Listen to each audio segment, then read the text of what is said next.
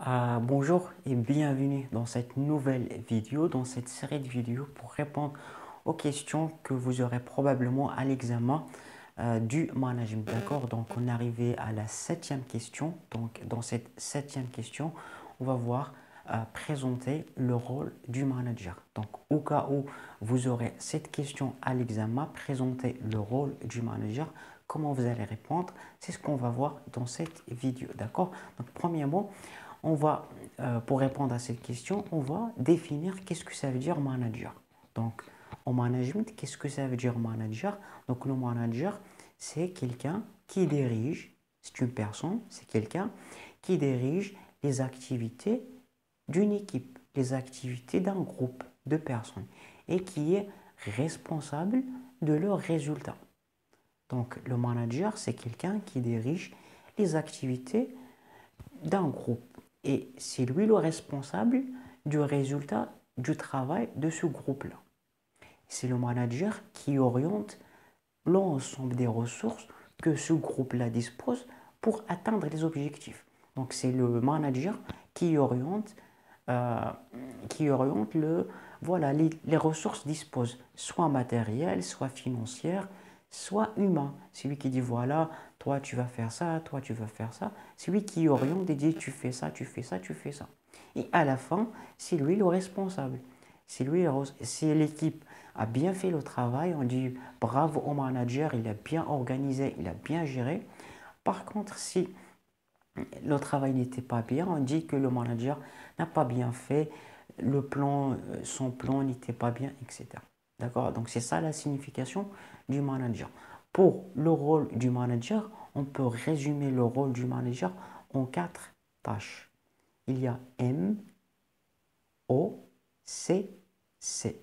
D'accord? M, O, C, C. Qu'est-ce que ça veut dire? M, c'est mobiliser, organiser, communiquer et contrôler. Mobiliser, c'est-à-dire que c'est le manager, c'est lui qui planifie, c'est lui qui prévoit les tâches, c'est lui qui fait la conception des tâches. C'est lui qui fait la planification des tâches. C'est lui qui fait la planification. Ça c'est mobiliser.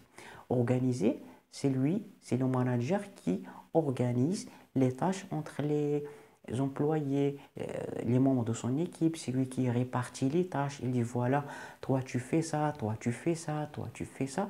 C'est lui qui répartit les tâches entre les membres de son équipe. Donc c'est ça la deuxième tâche. La troisième tâche, c'est communiquer. Communiquer, ça veut dire que c'est, dans ce cas-là, le manager assure la communication entre les chefs de l'entreprise, la haute direction et les ouvriers. Qu'est-ce qu'on trouve au milieu? On trouve le manager. Il prend l'orientation de l'entreprise ou bien les objectifs de l'entreprise et il essaye avec son équipe de travailler sur ces objectifs. Donc là, ce qu'on appelle le rôle de communication. C'est lui qui joue ce rôle de communication. D'accord?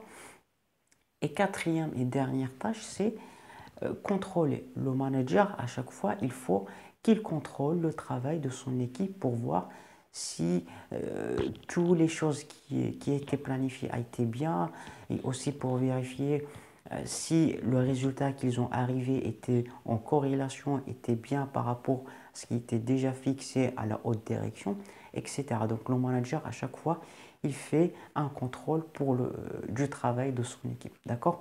Donc voilà, j'espère maintenant que vous avez compris le rôle du manager.